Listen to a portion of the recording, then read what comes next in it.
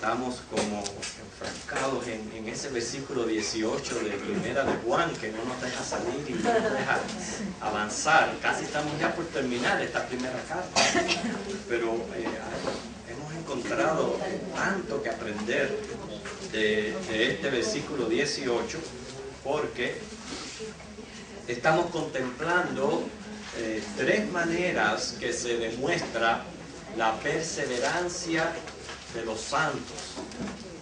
Primera de Juan, capítulo 5, el versículo 18. En toda esa porción encontramos ahí tres sabemos, o sea que es como una confirmación, una seguridad que tiene cada uno de los creyentes. En estas tres maneras de Dios mostrar la perseverancia de los santos. Si nosotros creemos que nuestra salvación es iniciativa de Dios y que es por gracia que estamos siendo salvos al poner nuestra fe en Cristo Jesús, entonces la doctrina de la perseverancia de los santos va de la mano de la doctrina del Evangelio de salvación por gracia, porque no es que Dios nos salva un momento y luego nos abandona o nos deja a solas, sino que Él promete estar con nosotros en nuestro caminar diario. Para eso fue dejado el Espíritu Santo hasta el día de nuestra glorificación, hasta el día de nuestra redención total, y por eso es que nosotros podemos estar seguros. Yo decía en el estudio anterior que hay personas que a veces tienen reservación en cuanto a caminar el cristianismo, porque piensan, tenemos que dejar esto, tenemos que dejar aquello, y como están del lado de acá, piensan que no van a tener la fuerza suficiente para hacer cambios y hacer la voluntad de Dios y obedecer a Dios. Pero una de las promesas que tenemos del Señor no es solamente que Él nos salva cuando ponemos nuestra fe en Cristo, sino que Él promete estar con nosotros. Amén. Y para mí eso es lo que más apoya la doctrina de la perseverancia de los santos.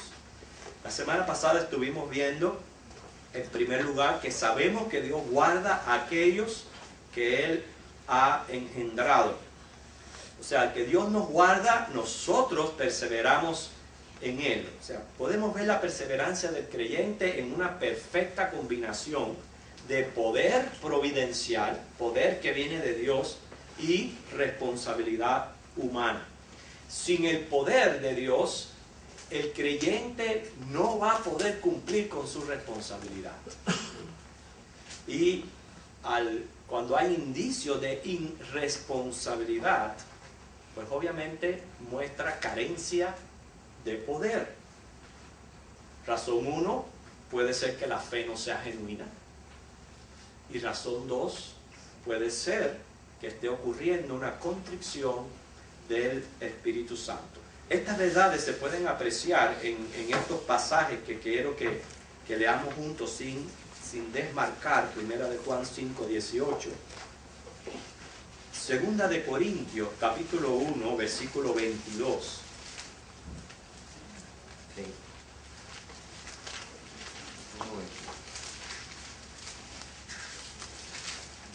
Segunda de Corintios 1, 22.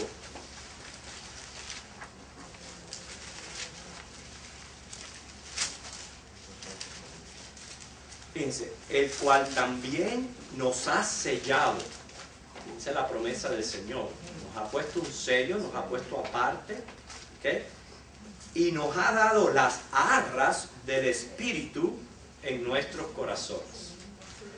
La idea que se traduce por arras significa el dinero que se pone como garantía, que no va a anular un contrato o un compromiso contraído. Así que lo que el Señor está diciéndonos aquí, prácticamente, esto es lo que yo he puesto para que ese contrato nadie lo pueda romper. Y lo que ha puesto el Señor es, sabemos, que no hemos sido redimidos por precio, sino por sangre. La sangre de Cristo es esas arras que el Señor ha puesto como garantía del pacto que Él ha hecho con nosotros.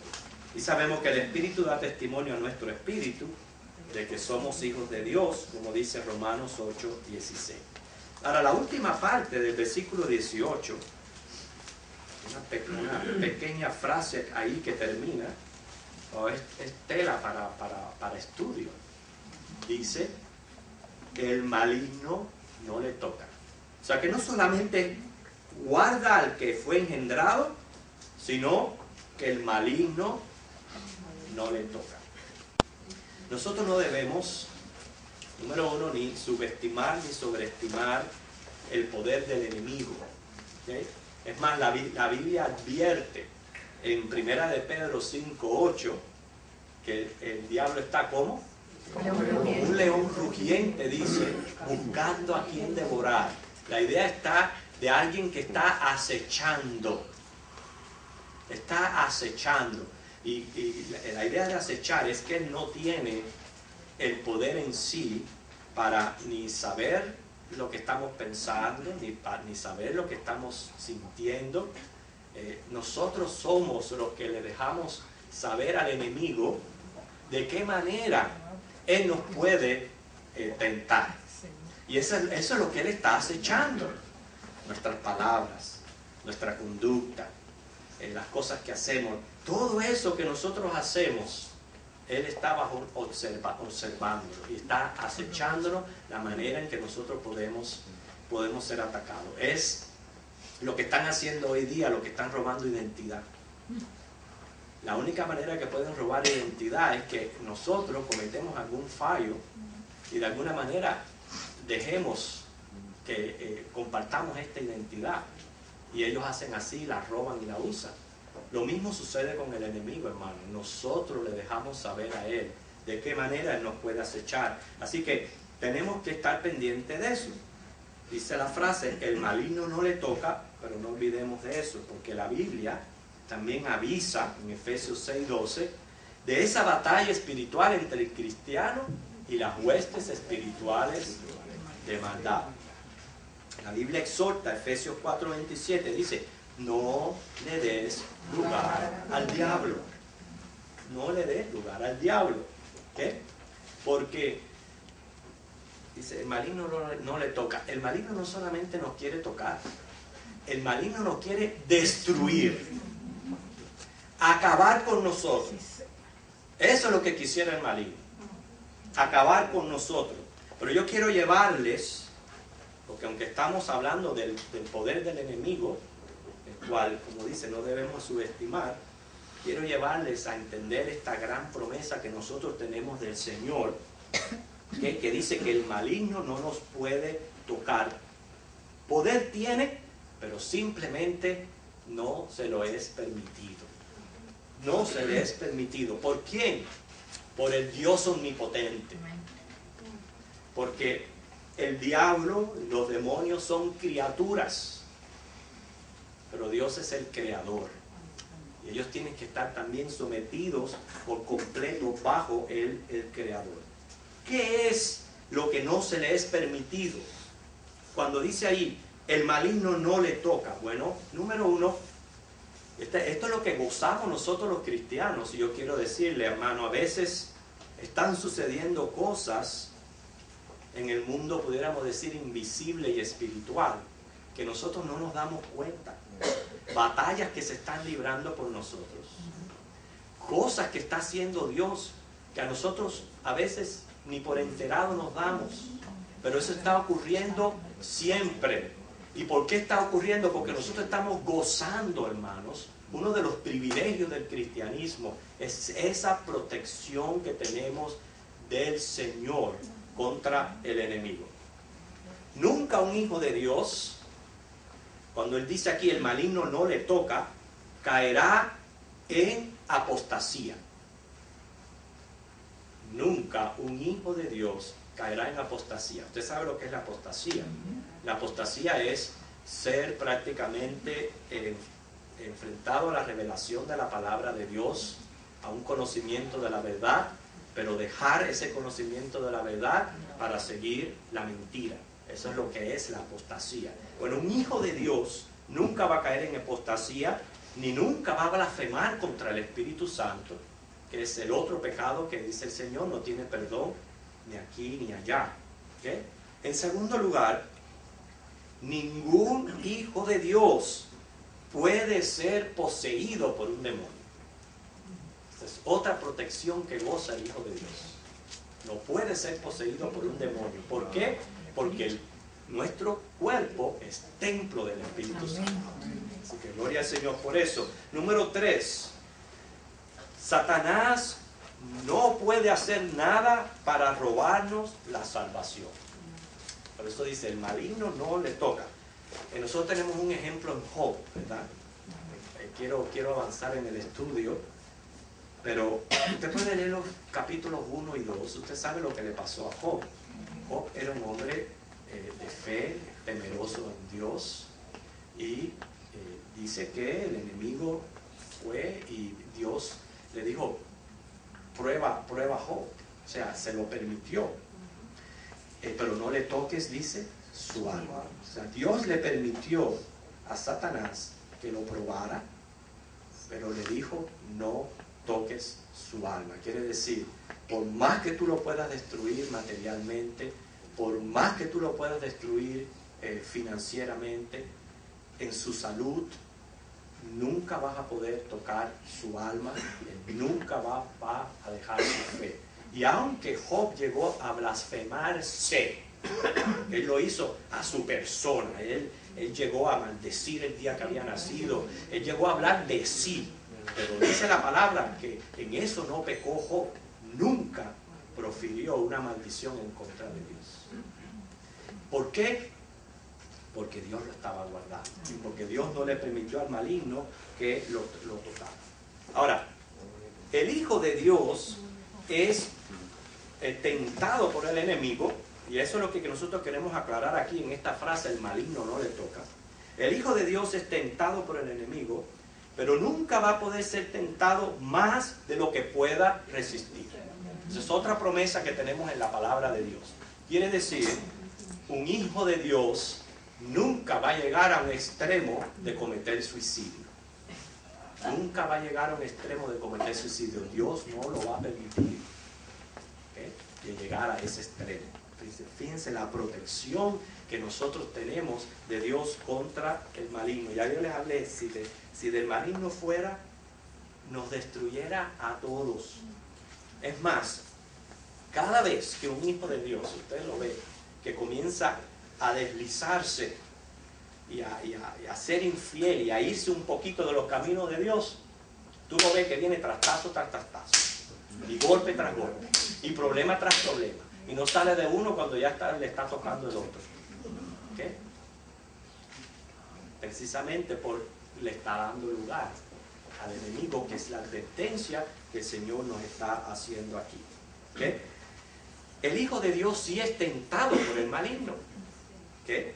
Pero no le puede tocar. Tenemos que ver la tentación interna y la tentación también externa. Cuando hablamos de la tentación externa, es la más fácil que nosotros podamos decir, fue la que, por ejemplo, Jesús tuvo que padecer en Mateo 4:1, cuando dice que él, después de haber ayunado por 40 días, vino el diablo con el propósito específico de probarlo y de tentarlo. Eso es algo externo, eso es algo que nosotros no podemos evitar. La tentación externa nos viene de dos enemigos del alma, que es el diablo y el mundo. Ellos van a presentar a nosotros una tentación externa, pero también está la tentación interna. Por eso yo siempre les he dicho a ustedes, no le podemos echar la culpa de todo al diablo. ¿Okay? No le podemos echar la culpa de todo al diablo, de la que nos habla el libro de Santiago, Santiago 1, 13 al 16. Después lo leen en su casa, porque simplemente estamos explicando un poquito acerca de entender bien esta frase, el maligno no le toca. Pero dice Santiago que uno no puede ser tentado por Dios, que la tentación es de uno mismo, sale de la concupiscencia de uno, o sea, de la carnalidad que hay en uno. Y entonces cuando sale esa tentación, pues puede concebir y caer en pecado. Bueno, esa la produce otro enemigo del alma, que es la carne. Ahora bien, esa sí la podemos evitar. sí podemos evitar el ser tentados internamente. Puede ser que la externa no, pero la interna sí la podemos evitar. Por ejemplo, ustedes han separado este tiempo para estar aquí en la casa del Señor. Este tiempo que ustedes están, esta hora y media, ustedes han estado aquí orando, cantando y ahora estudiando la Biblia. ¿Qué está pasando con ustedes? En este momento ustedes están apartados de todo ese ruido mundanal, de toda esa influencia que hay allá afuera. Quiere decir que al estar aquí, usted está previniéndose usted mismo de caer en tentación. Ahora, si usted no está aquí, por ejemplo, está en su casa, está frente a la televisión, y viendo esto, y viendo aquello, y desocupado, entonces usted da más lugar a que la propia concupiscencia que hay en usted trate de alimentarla y de satisfacerla. Por eso es que hay dos maneras de ser tentados: internamente, externamente. Esa externa a veces es difícil de evitar, porque es el enemigo probando nuestra fe, y eso a veces no lo podemos evitar. Pero aunque seamos tentados externamente, la promesa que el Señor está haciendo aquí es que Él dice: nunca vas a ser tentado más de lo que podamos resistir.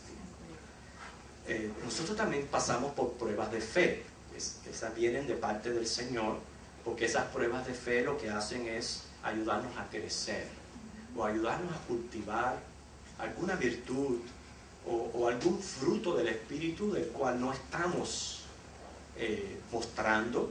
Entonces el Señor permite pruebas, pero eso nosotros no podemos decir que todo viene del enemigo, que todo viene de lo malo. Hay pruebas que nos vienen porque el Señor está también cultivando en nosotros virtudes y cosas buenas. Pero la idea aquí es, y es lo que me da a mí tremenda seguridad, es: nunca voy a ser tentado más de lo que yo voy a poder resistir. Job fue tentado de esa manera, pero Job la resistió. Dios sabía que Job iba a resistir esa prueba, y Dios lo permitió. Y así cada uno de nosotros vamos a pasar por alguna prueba, pero porque Dios sabe que la vamos a poder resistir y que vamos a salir completamente victoriosos. Pero dice: el maligno no le toca. Ahora, vamos a disfrutar de una lectura, o sea, bajo esta promesa. Cuando yo digo disfrutar la lectura, es que no solamente leamos por leer la Biblia, sino que dejemos que esas palabras realmente penetren y fortalezcan nuestra fe y nos llenen de promesa. Pues de lo que estamos aquí nosotros es fortaleciéndonos como cristianos en las promesas del Señor y viendo las cosas grandes que Dios tiene para nosotros. No solamente la salvación del alma, la vida eterna, es una vida aquí en esta tierra segura, siendo guardados del mal, siendo guardados del maligno. Cuando un hermano le es fiel al Señor, créanme, se ve la diferencia en su vida. Se ve la diferencia. Y no quiero decir, déjame decirte, después en el versículo 19 habla que el mundo entero está bajo el maligno. Yo no me estoy refiriendo en ningún momento a prosperidad material, sino a riquezas espirituales. Es a lo que yo me estoy refiriendo. En prosperidad material, nosotros sabemos que hay impíos, que sabes que, como dice, están bien puestos. Están bien puestos. La mayoría de los ricos. Yo no estoy hablando de prosperidad material, la diferencia que hace el Señor en la vida de una persona. Estoy hablando de riquezas espirituales. El único que la da es nuestro Señor. Miren Romanos 8, 31 al 39.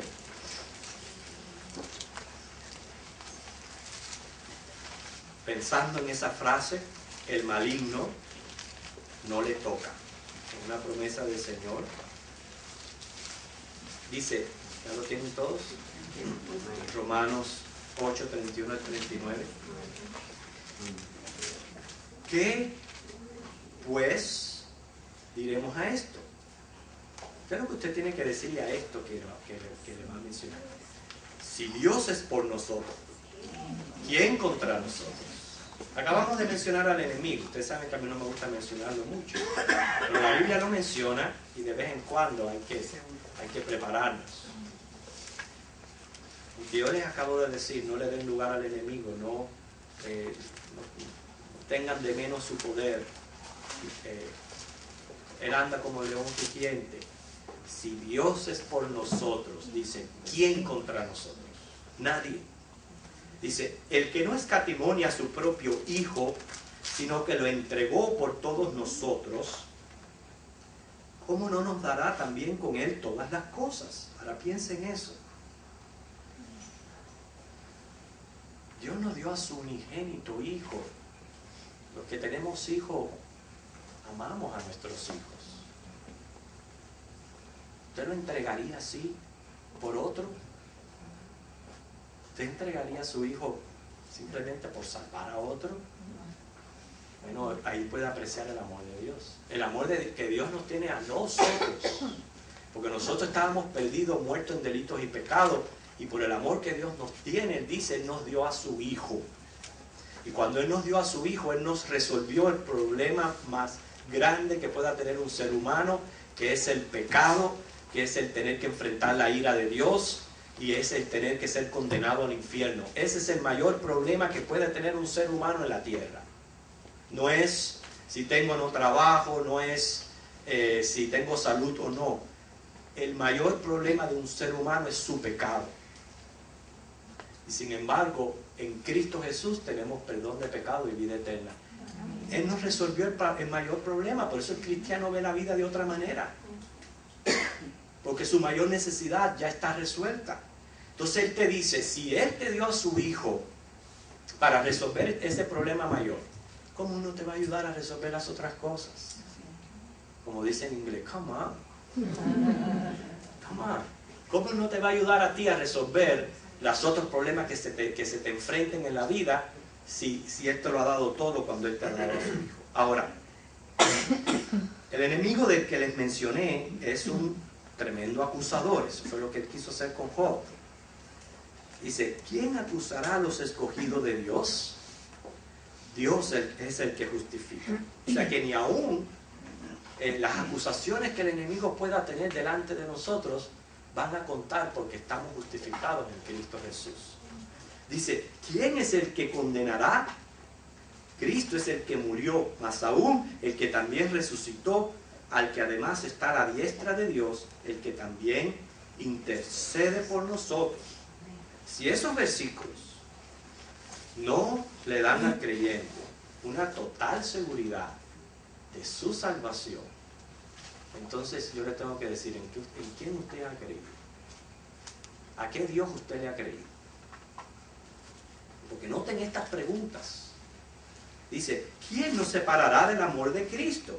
Y ahí comienzan a poner un montón de situaciones que pasan todos los cristianos, porque dice que es necesario que a través de muchas tribulaciones entremos al reino de los cielos.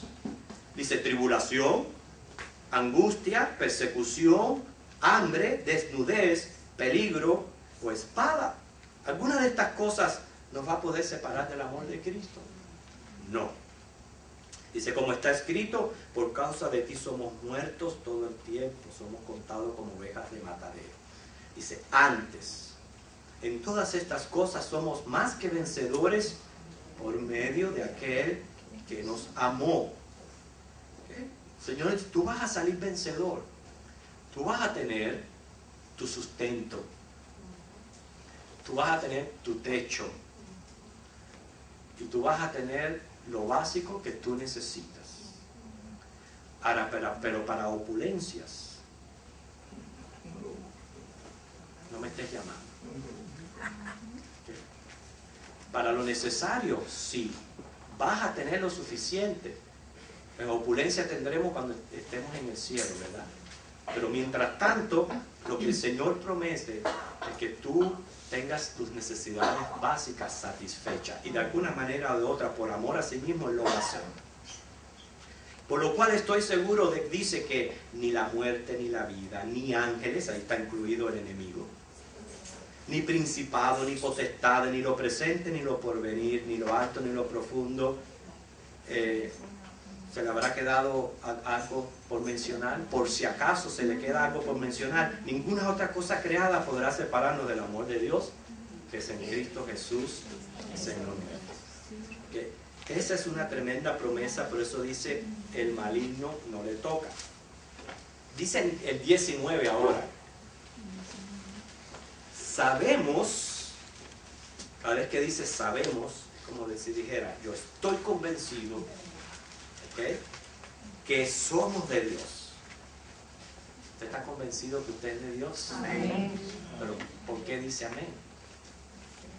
Sangre preciosa me ¿Por qué dice amén? ¿Usted está convencido de que usted es el hijo de Dios? ¿Usted puso su fe en Cristo Jesús? ¿Okay?, que Él es su único Señor y Salvador. Entonces el Espíritu Santo le está dando testimonio que usted es un hijo de Dios. ¿Okay? Entonces sabemos que somos de Dios. Dice, y el mundo entero está bajo el maligno. Por eso es que esto es un conocimiento personal. Siempre se lo he dicho. Nunca nosotros podemos asegurar ni la salvación ni la condenación en otra persona. Nosotros nada más que podemos saber lo que está ocurriendo entre nosotros. ¿Okay? Nosotros sabemos si verdaderamente hemos creído y somos de Dios, porque eso es un testimonio vivo, real, que el Espíritu Santo da a nuestro espíritu. Y dice, el mundo entero está bajo el maligno. Dice el Señor, hay una marcada diferencia entre los hijos de Dios y los hijos del diablo. Usted sabe que hay hijos del diablo. Hay hijos del diablo. ¿Qué voluntad usted está haciendo? Usted hace la voluntad de Dios, un hijo de Dios. Pero que hace la voluntad del diablo, es hijo del diablo. Y el Señor no tuvo pelos en la lengua para decírselo a los fariseos. El Señor se los dijo a los mismos fariseos. Hay una diferencia entre el creyente y el incrédulo, entre el cristiano y el impío. Ya le dije, la diferencia no es prosperidad material, la diferencia está en riqueza espiritual. Somos diferentes a los que están bajo el maligno. Habrá marcadas diferencias en la manera de comportarse, en la manera de actuar, en la manera de hablar, en la manera de vestirse, en la manera de conducirse en todos los asuntos de la vida. Van a haber diferentes prioridades, diferentes gustos, etc. Hay una marcada diferencia entre los que somos de Dios y los que están bajo el maligno. Que dice, el mundo entero está bajo el maligno. Cuando acaba de decir, sabemos que somos hijos de Dios. Pablo hace esta pregunta, dice, ¿qué compañerismo tiene la justicia con la injusticia? ¿Qué comunión la luz con las tinieblas? Dice, ¿qué parte tiene el creyente con el incrédulo? Porque vosotros sois templo del Dios viviente. Eso lo dice en 2 Corintios 6, 14 al 18. Así que estamos viendo, hermanos, dos de las tres razones que les dije que el Señor muestra en la perseverancia de los santos. La tercera que nos queda por ver es el entendimiento para conocer al que es verdadero. Y eso entra en los versículos 20 y 21, y va a ser nuestro tema de estudio para la semana que viene. Pero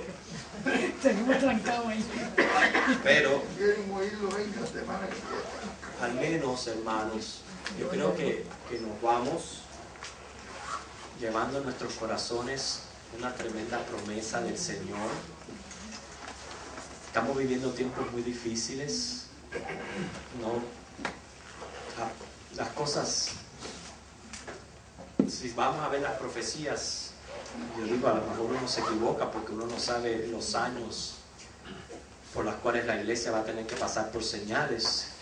pero aparentemente las cosas no van a mejorar, ¿okay? Van a empeorar. Pero lo que en medio de toda esa situación, cada vez se valoriza más la fe.